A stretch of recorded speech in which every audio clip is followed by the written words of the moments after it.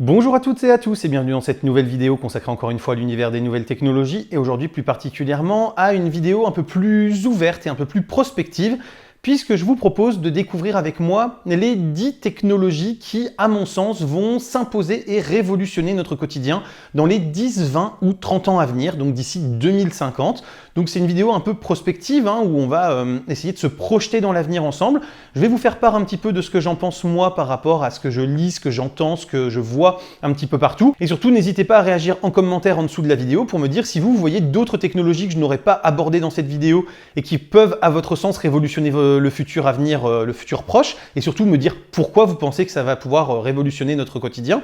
Et n'hésitez pas non plus à commenter un petit peu et à donner votre avis sur les technologies que j'aurais abordées. On regarde donc tout ça juste après l'intro.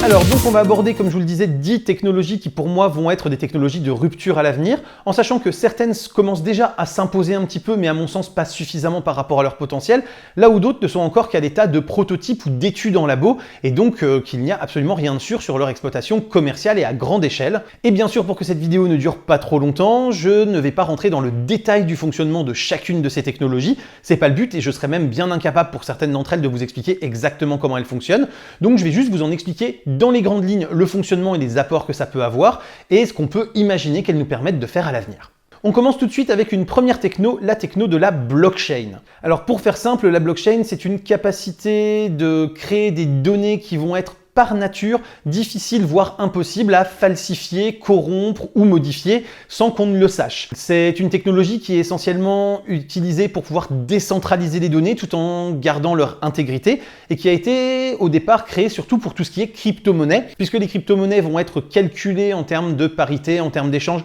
par des systèmes décentralisés via les mineurs, et donc il fallait pouvoir trouver une technologie qui permette de s'assurer que ces mineurs n'allaient pas pouvoir transformer les données qu'ils allaient recevoir sans qu'on puisse le savoir et donc altérer les données et pouvoir éventuellement s'enrichir sur le dos de ceux qui avaient lancé la transaction au départ, et c'est de là qu'est née la blockchain. Mais donc de par cette robustesse des données et cette possibilité de les rendre inaltérables, inviolables, je pense que la blockchain va se développer de plus en plus, c'est déjà le cas, elle commence à avoir d'autres applications en dehors de la crypto-monnaie pour lutter par exemple contre les fake news et les deepfakes, pour pouvoir assurer la traçabilité d'un produit du producteur jusqu'au consommateur final, pour pouvoir éventuellement aussi accélérer et sécuriser les transactions financières. Ça va aussi permettre de dématérialiser tout en rendant inviolables les titres de propriété par exemple, et de manière plus générale donc augmenter la robustesse à la violabilité et à la modification de toutes les données de tous les systèmes d'information qui nous gouvernent aujourd'hui. C'est pour ça que je pense vraiment que la blockchain est une technologie d'avenir qui va être amenée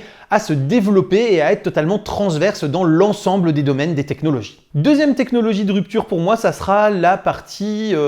véhicule avec des piles à hydrogène ou donc des piles à combustible, puisque actuellement si vous souhaitez acheter une voiture électrique, vous avez deux possibilités qui s'offrent à vous. La première, c'est d'acheter une voiture sur batterie, c'est ce que fait par exemple Tesla ou encore pour le français Renault avec ses Zoé, et c'est ce que font toutes les hybrides et les hybrides rechargeables aujourd'hui. Vous avez une batterie lithium-ion ou lithium-polymère à l'intérieur de la voiture qui va donc emmagasiner de l'électricité, soit par le moteur thermique et des récupérations au freinage, soit en la branchant sur une prise, et qui va donc ensuite pouvoir utiliser cette énergie pour pouvoir propulser le véhicule quand vous en aurez besoin. Et la deuxième technologie, c'est la pile à combustible via hydrogène. Donc en fait, c'est vous rechargez avec de l'hydrogène comme vous auriez rechargé avec du carburant pour un moteur thermique. Cet hydrogène va passer dans la pile à combustible pour créer de l'électricité et ne va rejeter que de l'eau. L'avantage de cette technologie, c'est que le plein se fait extrêmement rapidement et sur un modèle très proche de celui du moteur thermique à essence, ce qui fait qu'on peut réutiliser et juste moderniser l'infrastructure existante. On a des autonomies qui sont à peu près similaires à celles d'un moteur essence également, et on a un poids qui est quand même assez réduit par rapport à un pack de batterie à autonomie équivalente,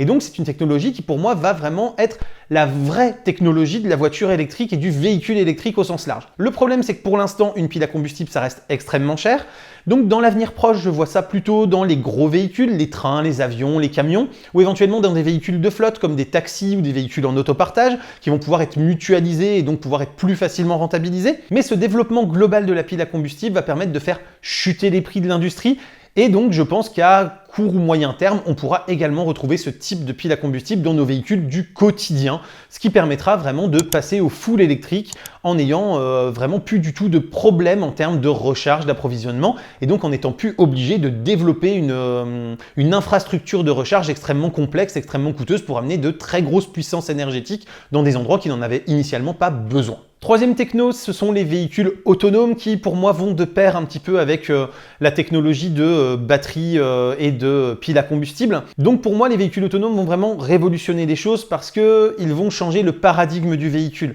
Déjà parce que les flottes d'autopartage vont pouvoir gérer beaucoup plus facilement. Parce que si un véhicule, une fois que vous l'avez laissé à un endroit, c'est par les algorithmes, etc., qu'il n'a pas besoin de rester à cet endroit-là parce qu'il y aura assez peu de demandes pour le récupérer. Il va pouvoir automatiquement se redéplacer à un autre endroit. Et si on lit ça avec la technologie de pile à combustible, bah ça veut dire que vous n'avez pas de temps mort. Le véhicule peut très bien aller se recharger sur des stations automatiques, mais sans être obligé d'attendre des fois des heures pour pouvoir se recharger et donc d'être inutilisable en attendant pour un autre loueur, un autre utilisateur, puisque là, en quelques minutes, il a fait le plein et il peut se remettre à disposition de n'importe quel autre utilisateur. Mais surtout, le véhicule autonome, ça peut aussi changer la façon dont on voit le véhicule à l'échelle de la famille. Puisque, par exemple, on peut très bien imaginer que la mère, le matin, part travailler, que le véhicule revient à la maison pour prendre le père et l'emmener à son autre travail, et qu'après, le véhicule va aller emmener les enfants à l'école, aller les rechercher, etc. Et donc, on peut avoir un seul véhicule, puisqu'il ne sera pas immobilisé là où le premier utilisateur en a eu besoin et a eu besoin d'aller. Il pourra ensuite se redéplacer pour aller faire d'autres circuits et couvrir d'autres besoins de la famille. Et si on adapte un petit peu socialement les besoins avec des horaires de démarrage décalés dans des familles parce que les employeurs s'adaptent, etc., on peut vraiment imaginer que le véhicule va être beaucoup plus utilisé. Et quand on sait qu'aujourd'hui un véhicule est 95% du temps à l'arrêt sur un parking, dans un garage, eh bien on se rend bien compte du potentiel que ça peut avoir pour créer beaucoup moins de déchets en fabriquant beaucoup moins de véhicules qui seront par contre beaucoup plus utilisés, beaucoup mieux exploités en termes de temporalité. Et bien sûr, le véhicule autonome, ça permettra sans doute également d'éviter beaucoup d'accidents, puisque si la technologie se perfectionne et se fiabilise, eh bien les temps de réaction des véhicules et l'interconnexion entre les véhicules et leur communication les uns avec les autres leur permettront d'éviter les obstacles, d'anticiper les freinages, etc. beaucoup plus rapidement que l'humain et avec beaucoup moins aussi de distractions. Fini le moment où vous étiez sur votre autoradio en train de changer la station de radio et vous avez percuté la biche parce que vous ne l'avez pas vue, ou vous êtes rentré dans la voiture de devant parce que vous n'avez pas vu qu'elle freinait, puisque là, pour le coup, vous pourrez, si vous êtes dans la voiture, changer tout ce qui est entertainment à bord, et ce sera la voiture qui s'occupera de la conduite et qui sera donc totalement sûre. Quatrième technologie, l'intelligence artificielle et plus spécifiquement le deep learning. En effet, je trouve que le terme d'intelligence artificielle est quand même pas mal galvaudé et qu'on se retrouve à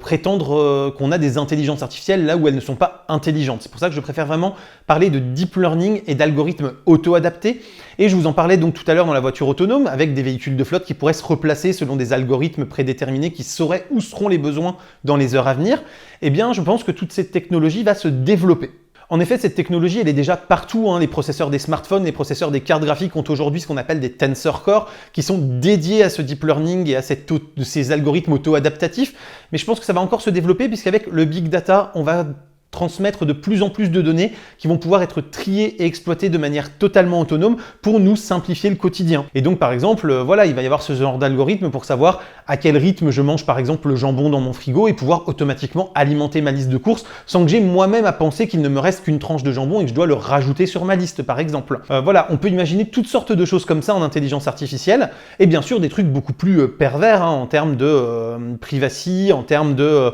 deepfake comme j'en parlais tout à l'heure, etc. où la blockchain pourrait permettre de se protéger de tout ça. Bien sûr, cette intelligence artificielle et ce deep learning et ces algorithmes auto-adaptatifs et auto-apprenants vont se développer, se perfectionner et permettre des choses qui ne seront pas forcément aussi très jolies. Et d'où l'importance d'avoir d'autres technologies pour contrebalancer et sécuriser l'ensemble pour qu'il y ait un équilibre qui soit intéressant, qui nous permette de simplifier notre quotidien sans nous rajouter trop de choses qui seraient néfastes. Petite chose aussi quand même sur le deep learning et tous ces algorithmes, ça pose quand même une certaine question en termes de maîtrise de notre vie au quotidien, puisque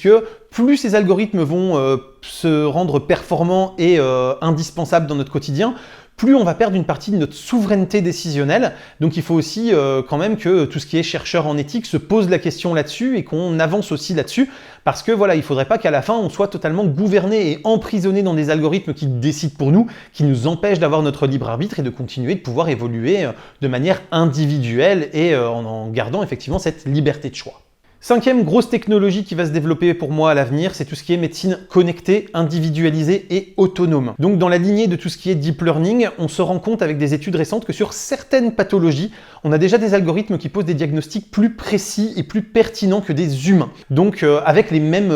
données qui leur ont été données en termes d'examen et de résultats et de comportement de l'individu qu'on cherche à diagnostiquer. Donc on se rend compte que cette médecine, non seulement donc elle va pouvoir s'individualiser, puisqu'on a de plus en plus d'objets connectés qui embarquent de plus en plus de technologies. On a maintenant des électrocardiogrammes complets et efficaces directement dans des montres connectées qui peuvent donc détecter pas mal de choses. On peut imaginer que ce genre de choses va se développer à l'avenir avec la miniaturisation, avec la baisse des coûts. Donc on va avoir une santé qui va être beaucoup plus monitorée en temps réel. Toutes ces données vont être envoyées à des algorithmes qui vont travailler pour nous pour effectuer des diagnostics beaucoup plus tôt, beaucoup plus en amont que ce qu'on aurait pu détecter avec la méthode de médecine traditionnelle, qui vont donc pouvoir ensuite suggérer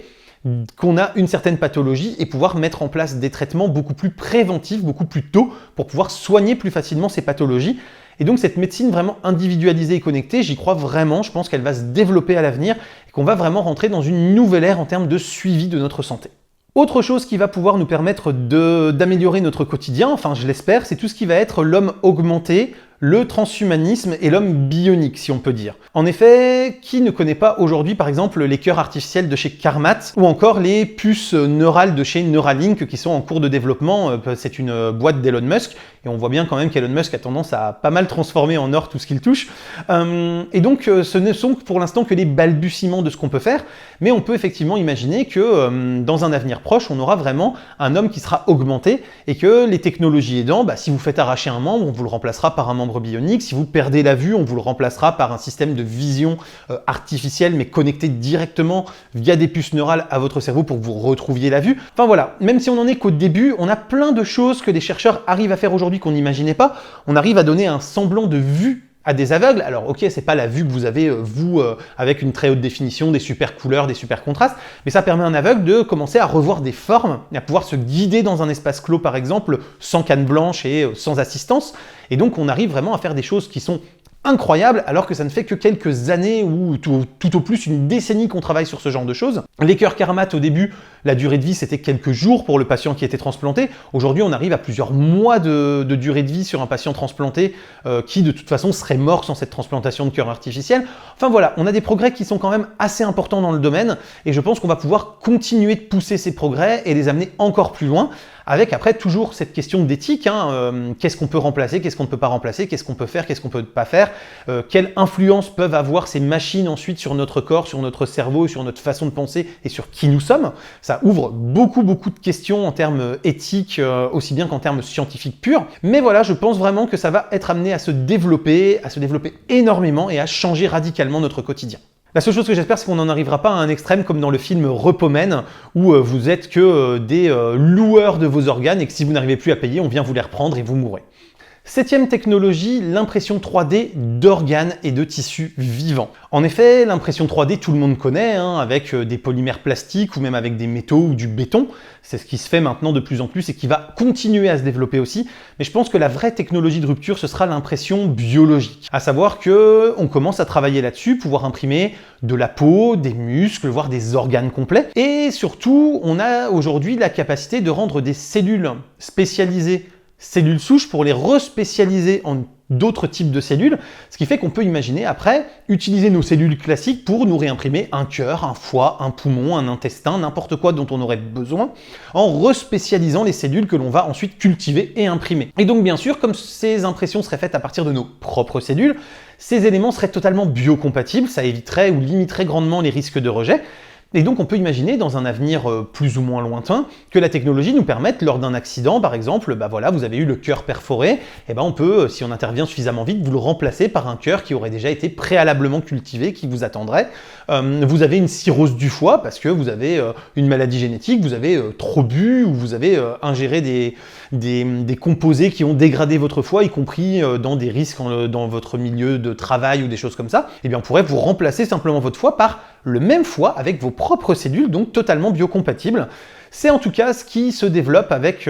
et ce que l'on espère pouvoir faire avec la technologie d'impression 3D biologique, de tissus biologiques et d'organes. Et on a quand même quelques entreprises qui commencent à pas mal développer les choses. Pour l'instant, on n'a pas réussi à imprimer d'organes qui soient fonctionnels, mais cette technologie d'impression biologique, elle n'a que quelques années d'existence. On en est vraiment au tout début, au balbutiement, et elle pourrait vraiment apporter des très grosses ruptures sur notre façon de voir la médecine et les pièces de rechange, si je puis dire, de notre corps. Parlons un petit peu de réalité virtuelle et de réalité augmentée. Alors aujourd'hui, tout le monde connaît à peu près ça quand même. L'Oculus Quest et l'Oculus Quest 2 ont été des tels raz-de-marée quand même que beaucoup de gens sont désormais équipés en réalité virtuelle, plus qu'en réalité augmentée d'ailleurs. Mais ça reste quand même déjà une toute petite portion de la population qui est équipée, et donc je pense qu'à l'avenir, ça va être de plus en plus de gens qui vont s'équiper, et au même titre qu'on aura une télé ou un micro-ordinateur ou un smartphone, on aura un casque de réalité virtuelle ou de réalité augmentée, voire les deux. Et surtout, les usages vont se développer et vont changer notre quotidien. La réalité augmentée, par exemple, nous permettra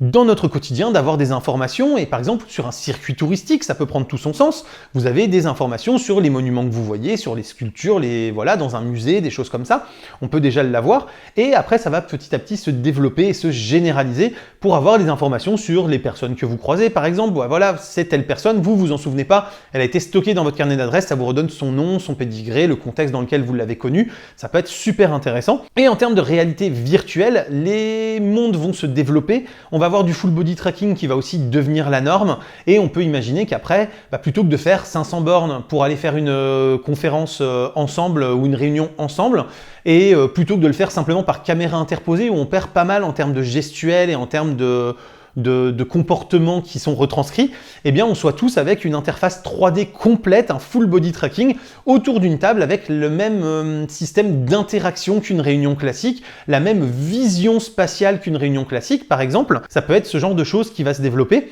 Et donc pour la réalité augmentée, on peut aussi imaginer pas mal de choses en termes de modélisation, de manipulation dans l'espace pour pouvoir faire du prototypage totalement artificiel et donc économiser en temps, en coûts, en matières premières, en ressources. Et donc ça, c'est des choses qui, à mon avis, vont se développer énormément dans les années à venir, maintenant que la puissance de calcul est suffisante pour commencer à créer des vraies interactions et des vraies applications en la matière. Neuvième technologie, l'Internet et les ordinateurs quantiques. Alors les ordinateurs quantiques déjà, eux, ouvrent des perspectives en termes de calcul que l'on ne pourrait même pas imaginer avec des ordinateurs et même des supercalculateurs conventionnels existants ou même à venir. De par leur technologie, ils vont permettre de faire des calculs beaucoup plus complexes, de manière beaucoup plus rapide, et sur tout ce qui va être modèle climatique où il y a beaucoup de variables, beaucoup de paramètres à prendre en compte en parallèle, par exemple, ou des simulations de fluides ou des choses comme ça, eh bien l'ordinateur quantique peut vraiment nous faire step up littéralement dans une autre dimension, si on peut dire, en termes de quantité de calcul et de précision de ces calculs, pour pouvoir ensuite donc avoir des simulations beaucoup plus précises, beaucoup plus pertinentes, beaucoup plus fournies en termes de paramètres,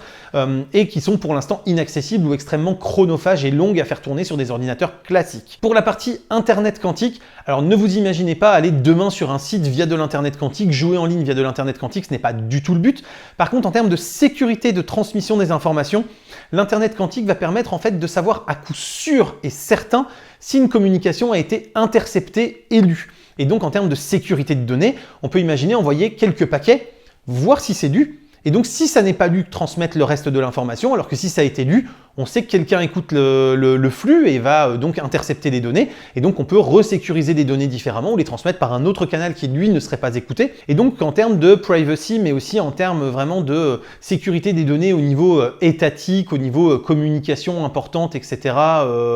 eh ben on va vraiment pouvoir avoir des choses qui seront beaucoup plus sécurisées et beaucoup plus performantes que ce qu'on connaît aujourd'hui. Et avec aussi de l'intrication, une fois qu'on aura fait voyager une autre particule pour pouvoir